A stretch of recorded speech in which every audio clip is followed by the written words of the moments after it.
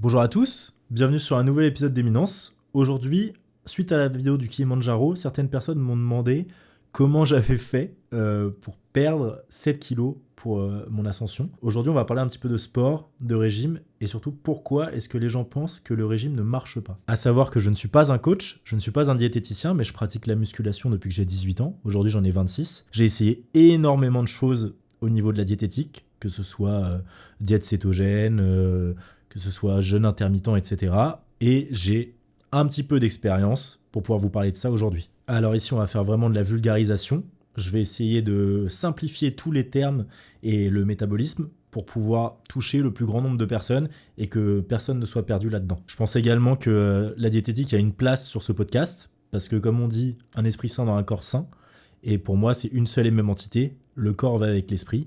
En effet, pour prendre un exemple, si à 35 ans, vous êtes en obésité et que vous ne pouvez pas apprendre à votre gosse à faire du vélo parce que vous ne pouvez pas faire de vélo à côté de lui, je suis sûr que ça va vous mettre un coup au moral. Donc je pense qu'il est important d'entretenir son mental autant que son physique. À savoir aussi que la santé, pour moi, c'est une des choses primordiales dans la vie. Un corps, vous en avez qu'un. C'est votre Nautilus, c'est votre navette, et c'est à travers ça que vous allez pouvoir faire toutes vos activités. Du coup, de mon point de vue, je pense qu'il est important de connaître au moins un minimum de choses sur la diététique. Avant de commencer le sport, j'étais en surpoids, et je trouve que c'est la chose qui revient le plus dans les sociétés occidentales. Effectivement, de par notre mode de vie qui est assez sédentaire et notre nutrition de tous les jours, on a tendance à être en surpoids, en tout cas en Occident. Que ce soit pour maigrir ou pour prendre du poids, il y a des bases à connaître. Et c'est ça que je vais essayer de vous apporter aujourd'hui dans ce podcast. Déjà, on va commencer par un terme simple, la calorie. La calorie, c'est de l'énergie, tout simplement. Et pour comprendre comment fonctionne la calorie, j'aime bien utiliser la métaphore du jeu vidéo. Je pense que c'est un bon exemple parce que tout le monde a plus ou moins joué à un jeu vidéo aujourd'hui dans notre génération, dans notre vie, et ça nous permet de comprendre. Pour vous simplifier au maximum le truc, quand vous vous levez le matin, vous avez une jauge qui est à 0. Par la suite, tous les aliments que vous allez ingurgiter vont remplir cette jauge d'un certain nombre de calories. Cette énergie, elle va être dépensée par votre corps pendant les activités physiques, que ce soit de la simple marche à un jogging qui durerait 2 heures. Pour prendre du poids, il faut être en excédent calorique, donc ingurgiter plus de calories que votre corps n'en brûle dans la journée. Et pour en perdre, il faut être en déficit calorique, c'est-à-dire en ingurgiter moins que ce que votre corps dépense dans la journée. C'est aussi simple que ça. Point barre. Jusque-là, je pense que je vous apprends rien. Mais il y a quelque chose que les gens ne connaissent pas forcément, c'est ce qu'on appelle le métabolisme de base. Et c'est là-dessus qu'on va se baser aujourd'hui. Le métabolisme de base, c'est tout simplement la dépense calorique de votre corps à la normale. C'est-à-dire, si vous restiez allongé sur un lit toute la journée, c'est le taux de calories que dépenserait votre corps pour faire fonctionner vos organes, c'est-à-dire le cerveau, le système digestif, le système hormonal, etc. Et croyez-le ou non, mais c'est ce qui va dépenser le plus de calories dans votre journée, même si vous faites un footing de 2 heures. Pour vous donner un propre exemple, moi je fais 1m80, en ce moment je fais aux alentours de 78 kg, et mon métabolisme de base se situe à peu près à 1800 calories par jour. Imaginons que je ne fasse pas de séance de sport et que j'aille marcher 1 heure, 1 heure et demie, je vais peut-être brûler 200 calories de plus, ce qui fait qu'en dépenses journalières, je serai à 2000 calories. Il sera donc plus simple pour moi de définir un déficit calorique si je veux perdre du poids par exemple. Je vais dire, je mange 1800 calories par jour, ce qui me fait 200 calories de déficit par jour. De par le fait, il n'est pas obligatoire de faire du sport pour perdre du poids. En fait, le sport va induire un déficit calorique plus élevé et ça va rendre votre perte de poids plus rapide. Le métabolisme de base varie en fonction de si on est un homme ou une femme, en fonction de notre masse musculaire, de notre âge et de notre taille et poids. Alors, il y a 2 moyens de calculer son métabolisme de base. Soit vous vous basez sur une semaine où par exemple vous mangez 2000 calories par jour en les pesant, en les comptant strictement, et à la fin de la semaine vous voyez si vous avez maigri ou grossi, ça vous donne une petite fourchette. Sinon, il y a des formules mathématiques qui vous permettent de définir approximativement votre métabolisme de base. La dernière en date qui a l'air la plus précise et la plus efficace, c'est celle de Mifflin Saint-Georg. Si vous voulez la connaître, je vous laisse la chercher sur internet parce qu'un visuel est plus parlant que simplement de l'entendre en podcast. Je ne vais pas vous dicter une formule mathématique. Une fois que vous connaissez à peu près votre métabolisme de base, si vous voulez induire un déficit calorique ou prendre du poids, vous définissez un apport nutritionnel augmenté de 10% par rapport à votre métabolisme de base ou diminué de 10%. Et vous commencez sur cette base-là. Un petit disclaimer à savoir, on entend vachement parler de cheat meal en ce moment. Donc c'est un jour off, on va dire, où les sportifs mangent un peu ce qu'ils veulent et ça leur permet de tenir mentalement sur le reste de leur diète de toute la semaine. Là-dessus, faites attention, parce que si vous mettez un déficit calorique à la journée de, par exemple, 200 calories par jour, et qu'arrivé le dimanche, vous vous envoyez 3 pizzas plus 2 ou 3 pintes d'alcool, en fait, sur le total de la semaine, vous n'allez plus être en déficit calorique. Donc ça ruine, entre guillemets, tous vos efforts que vous avez faits à la semaine en un seul jour. Et ça peut apporter une frustration et une incompréhension une fois que vous montez sur la balance en fin de semaine, en vous disant bah je comprends pas, il y a 15 jours où j'ai pas fait attention, où je me suis lâché et puis ça diminue pas. Bah non, parce qu'en fait c'est un total calorique sur la semaine et même sur l'année. À savoir que là où il y a une différence entre votre corps et votre esprit, c'est que votre corps il est là pour que vous puissiez survivre.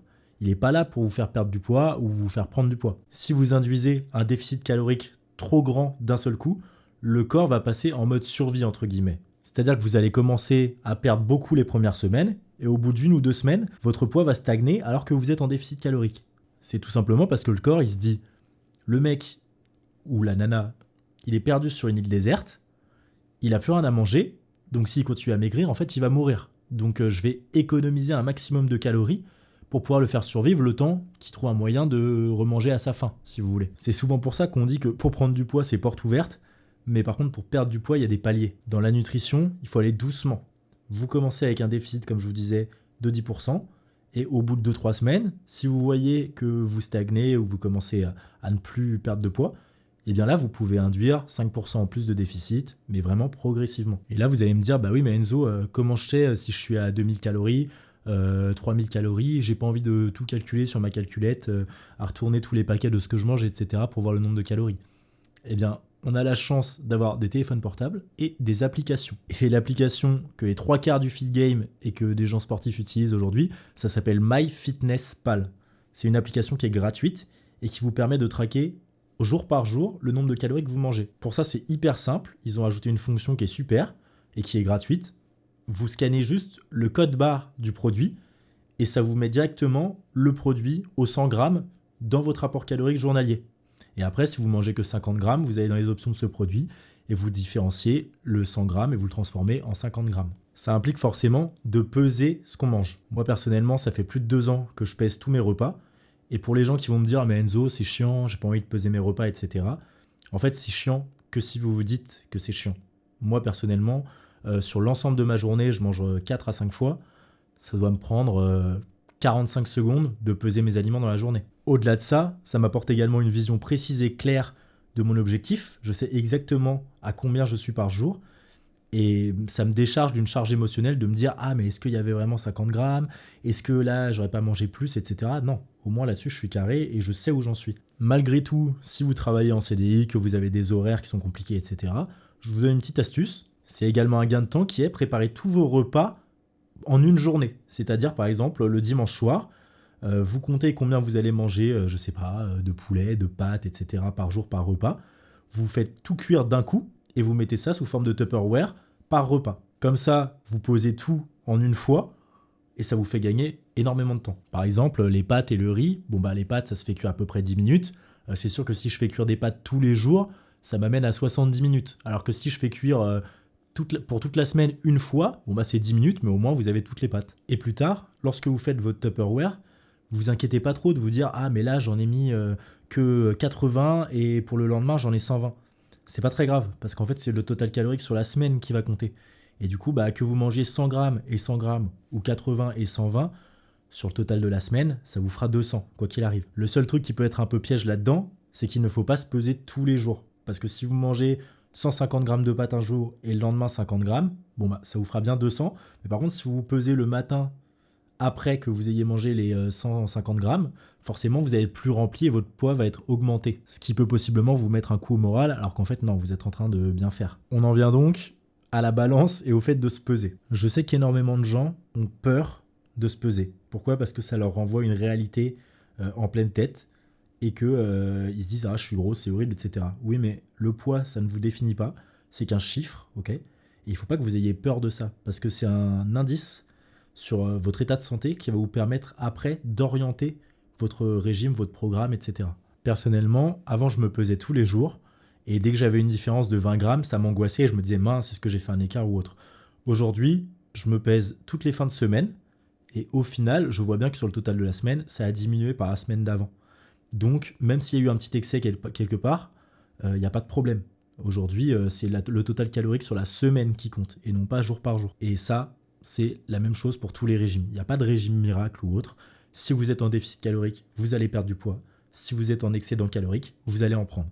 Et tous les régimes sont basés sur cette base-là, c'est un fondement de la nutrition. Alors, on en vient à répondre à la question du titre qui est pourquoi est-ce que les régimes ne fonctionnent pas sur vous? Je sais que quand ça nous arrive à nous, on a l'impression d'être à part, d'être différent des autres parce que c'est notre vision et on se dit oui mais pour moi ça va pas fonctionner, ça fonctionne pas les régimes, je sais pas pourquoi est-ce que tous les autres ça fonctionne et pas moi, je dois être différent ou autre. Mais en fait non, les corps humains sont différents, on est d'accord, on est tous différents, mais le principe de déficit calorique et d'excédent calorique, il fonctionne sur tout le monde. Donc le problème, c'est pas que vous êtes différent ou autre, c'est que vous faites des erreurs de jugement. Vous pensez être en train de suivre votre régime, mais en fait le week-end, vous vous éclatez avec, je sais pas, de l'alcool, ou alors même sans parler du week-end, vous mangez un petit chocolat par-ci, un peu de pain avec le repas par-là, vous cuisinez en sauce ou avec de l'huile d'olive ou du beurre.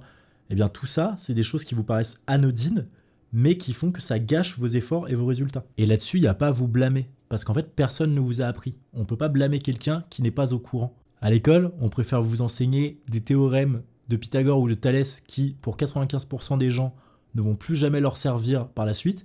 Par contre, personnellement, dans mon cursus scolaire, personne ne m'a jamais appris comment bien m'alimenter, ce qu'était un déficit calorique, la différence entre les glucides, les lipides et les protéines. Tout ça, c'est des informations que moi, j'ai dû aller chercher. Alors qu'à l'inverse du théorème de Pythagore, tout le monde mange. Donc l'important déjà, c'est d'avoir une vision claire sur ce que vous consommez. 10 grammes d'huile d'olive en plus, c'est 90 calories en plus. Mais par contre, quand vous le mettez dans de la poêle, ça se voit pas à 10 grammes d'huile d'olive. Et ça peut jouer. C'est des petites choses comme ça qui vont faire que vous pouvez vous démotiver parce que justement les résultats ne sont pas à la hauteur de ce que vous espériez. J'en viens donc au deuxième facteur qui fait échouer les 3/4 des régimes pour les gens, c'est de se baser sur la motivation. Ce principe-là, quand je l'ai entendu, ça a vraiment été un game changer dans ma vie. J'entends plein de mes potes qui, quand on parle de perte de poids ou de se mettre au boulot ou les choses comme ça, me disent « Ouais, mais je suis pas motivé ». Ou alors « Ouais, mais j'ai été motivé au début et puis après j'ai lâché au bout de 2 semaines ». Mais ça, vous inquiétez pas, vous n'êtes pas moins bien que les autres. En fait, même les Instagrammeurs qui ont le six-pack et qui sont ultra musclés, etc., ils sont pas motivés tous les jours de toute l'année. C'est pas vrai. On a tous des coups de mou et des moments où on est moins certain que d'autres, où on n'a pas envie, où on a la flemme, entre guillemets. Et personne ne garde la motivation tout au long de sa vie. Mais ce que les gens confondent avec la motivation, c'est la discipline. La motivation, c'est juste ce qui va vous lancer dans une bonne résolution. Mais après, pour la maintenir, il faut de la discipline. C'est-à-dire qu'il faut être son propre maître. Et ça, c'est un principe qui ne s'applique pas seulement à la diététique, ça s'applique à tout. Même si vous faites un métier qui est passionnant ou autre, il y a forcément des jours où vous allez avoir des coups de mou, où vous n'allez pas avoir envie d'y aller. Steve Jobs, il s'est pas levé tous les matins en étant heureux d'aller bosser, c'est pas vrai. Schwarzenegger, il se réveille pas tous les matins en se disant « Ah yes, aujourd'hui, je vais aller faire du sport, je vais avoir un déficit calorique », c'est pas vrai. Par contre, ce qu'ils ont fait, ces gens-là, c'est qu'ils n'ont pas cédé à la facilité. C'est-à-dire que même ces jours-là, où ils sont pas motivés, eh bien, c'est pas une option d'y aller ou pas en fait. C'est tu y vas et point barre. C'est un combat constant contre eux-mêmes et c'est là-dessus qu'ils sont très forts, c'est qu'ils arrivent à sacrifier leur moi présent pour leur eux futur. C'est-à-dire que ne pas aller à la salle de sport ou courir le matin, ça va vous faire plaisir sur le moment. Mais est-ce que ça va vous apporter du plaisir sur le long terme, cette action? Est-ce que cette action va vous faire dire ouais, je suis fier de moi, je suis fier de ma journée, et est-ce que ça va vous rendre heureux quand vous allez vous coucher le soir? Et ça a été prouvé que la discipline, c'est un muscle et que ça se travaille, et qu'il faut implanter ça petit à petit dans sa journée. Il me semble que c'est Abraham Lincoln qui a dit cette phrase: « Un homme qui veut changer le monde commence par faire son lit ». Et en fait, ça résume très bien ce que je vous disais. C'est juste s'imposer une discipline, même dans les petites tâches du quotidien. En conclusion, c'est juste une erreur de jugement. Vous n'êtes pas moins bien que les autres parce que vous n'êtes pas motivé toute l'année à faire du sport. C'est juste que vous confondez motivation et discipline. Le fait est que pour en revenir au régime, un régime, ça doit durer dans le temps. Et si vous vous basez sur la motivation pour ça, vous allez vous retrouver forcément un jour en manque de motivation. Vous allez vous dénigrer par rapport aux Instagrammeurs ou aux gens que vous voyez réussir dans ce truc-là, en vous disant « ouais, ils sont meilleurs que moi, ils sont motivés toute l'année ».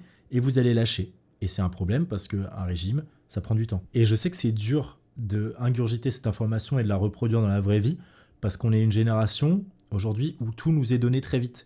On veut écouter de la musique, on prend notre téléphone, on va sur Spotify, en 2,5 secondes, on écoute la musique de notre choix. On veut parler à quelqu'un, à un pote ou à notre copine, on prend notre téléphone, on envoie un message sur Instagram et instantanément on peut dialoguer avec la personne. Sauf que le corps, il ne s'est pas adapté à cette vitesse technologique. Sauf que maigrir, ça prend du temps et c'est normal. Donc ça, c'est juste une information à garder dans un coin de sa tête quand on trouve que c'est long et que c'est compliqué et que c'est difficile. En résumé, il n'y a pas de régime miracle. Dès que vous mettez en place un déficit calorique, vous allez maigrir. Il y a également un terme qu'on entend souvent dans les régimes, c'est tu fais un régime, mais attention parce que si tu maigris trop vite, tu vas tout reprendre. Et la plupart des temps, les gens qui vous disent ça, c'est des gens qui n'ont jamais fait de régime ou qui s'y connaissent pas du tout en diététique. Mais alors pourquoi cette phrase elle est devenue commune et populaire dans la bouche de ces gens-là ? C'est parce qu'il y a plusieurs petites choses qui peuvent laisser penser que vous reprenez du gras alors que c'est pas le cas. Par exemple, vous faites un régime carré pendant une semaine, en déficit calorique, etc. Vous mangez une pizza, le lendemain, vous vous pesez et vous avez repris votre kilo que vous aviez perdu pendant la semaine. Donc là, forcément, vous êtes dépité et vous vous dites que vous avez gâché tous les efforts que vous avez fait dans la semaine. Mais en fait, non, c'est pas du gras que vous avez repris. C'est juste qu'une pizza, c'est salé et que vous avez fait de la rétention d'eau, déjà d'une part. Ça peut également être votre réserve de glycogène qui se re-remplit. Alors ça, je ne vais pas rentrer dans les détails pour les sportifs, mais en gros, le glycogène, c'est le glucose qui se trouve dans nos muscles, qui est évacué par la suite lors des efforts et du déficit calorique, et qui se remplit très très vite lorsqu'on remange plus calorique, plus glucidique ou autre. Lorsque vous avez fini votre perte de poids, réaugmentez également les calories, mais progressivement. Il ne faut pas remonter directement à son apport de base. Parce que pour revenir à la métaphore de l'île déserte que j'utilisais tout à l'heure, votre corps il va se dire quoi ? Il va se dire, vous étiez sur une île déserte, vous n'aviez plus rien à manger, on perd du poids, etc. Et là maintenant, vous lui remettez les calories de base que vous mangiez avant d'être sur cette île. Il se dit, au cas où on me remettrait sur une île déserte dans 1 ou 2 semaines, il va falloir que je fasse des réserves, que je me blinde. Et là, du coup, il va reprendre du gras. Sauf que si vous y allez progressivement, il va simplement s'habituer à ce nouveau seuil calorique et vous n'allez pas reprendre votre gras. Et enfin, le truc qui me dérange au plus profond de moi-même dans le terme de régime, c'est qu'on a l'impression qu'on va s'imposer quelque chose de difficile pendant 2-3 mois, que ça va être dur, qu'on va perdre nos calories, notre poids, etc. Et que par contre, après, on va pouvoir revivre comme avant. Mais non, parce qu'en fait, si vous avez du gras en trop, c'est que vos habitudes alimentaires de base, elles n'étaient pas bonnes. Et c'est là qu'on parle de rééquilibrage alimentaire et non de régime. C'est en fait adopter des nouvelles habitudes alimentaires pour avoir un corps sain toute l'année. Et c'est souvent pour ça que les personnes en surpoids ou même obèses reprennent du gras. C'est juste qu'ils ont galéré avec leur régime pendant 6 mois, ils ont atteint leur objectif et ils lâchent totalement. Et ils se disent « Ah bah ça y est, je peux retourner à mes anciennes habitudes ». Ils mangent mal et ils reprennent. Mais si vous faites un rééquilibrage alimentaire et que vous mangez bien toute l'année, le gras que vous avez perdu, vous ne le reprendrez pas. Par contre, ce qui est vrai, c'est que les cellules graisseuses ne disparaissent pas. En fait, c'est plus comme des sacs poubelles que vous videriez, mais qui sont encore là. Et du coup, c'est plus rapide de les re-remplir que de les créer. Donc les personnes qui étaient obèses avant, si elles reprennent leurs habitudes alimentaires avant, effectivement, elles reprennent plus vite qu'une personne qui aurait été mince toute sa vie, par exemple. Je tiens par contre à émettre un petit disclaimer là-dessus. 1200 calories d'épinards ou d'haricots verts, ce n'est pas la même chose que 1200 calories de chocolat blanc. Ça ne va pas vous apporter les mêmes minéraux, les mêmes macronutriments, et forcément, vous serez en moins bonne santé si vous mangez 1200 calories de chocolat blanc plutôt que 1200 calories de poulet ou d'épinards ou des choses saines. En plus, on parle de volume alimentaire. Pour être calé, il faut manger une quantité suffisante au niveau du volume. Et 1200 calories de chocolat blanc, je vais vous dire un chiffre à peu près au hasard, mais je pense que ça doit faire dans les 1 kg de chocolat, alors que 1200 calories de poivrons ou de légumes, avant de les manger, je pense que vous êtes bien à 5-6 kilos, quoi. Donc vous n'allez pas manger 5-6 kilos de poivrons, et ça va vous caler beaucoup plus dans la journée. Il y a également une question d'index glycémique qui rentre en compte, mais je ne vais pas m'aventurer sur ce terrain-là, déjà parce que je ne suis pas diététicien, et que je n'ai pas les connaissances suffisantes pour vous parler de ça, mais en plus que c'est quelque chose de très complexe, et qu'il vaut mieux aller voir un professionnel à ce niveau-là. En conclusion, les régimes, ça fonctionne si on entend par régime un rééquilibrage alimentaire, c'est-à-dire avoir des nouvelles habitudes de vie tout au long de votre vie. Il faut également être clair dans ses choix et net, se dire que 30 grammes de pain, ça ne va pas changer votre résultat. Si, ça va les changer, parce que si ça arrive tous les jours et que vous minimisez ce truc-là, forcément, vous allez être déçu parce que vous n'allez pas atteindre le résultat escompté. Par contre, il ne s'agit pas non plus de devenir un nutri-nazi, comme on appelle ça, c'est-à-dire se priver de tout. Si vous voulez manger du chocolat de temps en temps, mangez-le, mais en ayant conscience du poids que ça peut avoir sur votre régime. Si vous avez un déficit calorique qui est sur les 3/4 de la semaine et qui est bien imposé, C'est pas 2 morceaux de chocolat qui vont vous réduire vos efforts à néant. De par mon expérience en musculation et dans la diététique, j'ai quand même accumulé quelques petits tips qui sont sympas et que je vais vous donner maintenant et qui pourraient vous aider pour un déficit calorique. La première, c'est un conseil qui est bien souvent entendu mais trop peu exploité, je trouve, c'est le fait de marcher. Changez juste des petites habitudes comme aller chercher votre baguette à pied, aller à l'école le matin à pied, au boulot pareil si c'est possible, si c'est pas à 2 heures de route, ou juste achetez-vous un petit tapis de marche et faites-en 30 minutes le soir. Ça coûte 50, 60, 70 balles sur le bon coin et franchement ça peut grandement vous aider dans votre perte de poids. Deuxième conseil, mangez des protéines.